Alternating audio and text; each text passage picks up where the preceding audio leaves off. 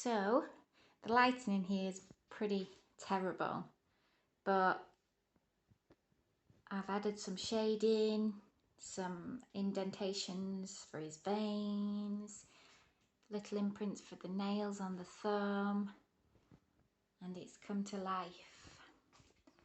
Like I said, the lighting in here is quite bad, so you can't pick up. I've shaded in like some dark greens, some lighter greens, just to highlight the areas, make it more realistic. But there we have it. Reasonably pleased with this. Once the base is covered in fondant, I'm going to add some little rocks and other details around the hand, just to sort of blend it all in together, because as you can see at the minute there's sort of like these gappy areas.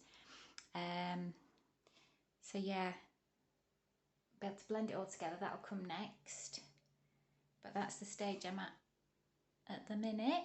So I've just used fondant, just some cheap fondant, because cheap fondant I find blends really well.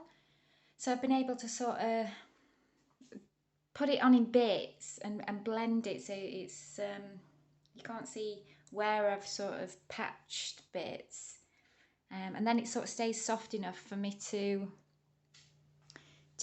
go over after and add in all the knuckle details and the veins and etc, etc. So yeah, pretty happy with that so far.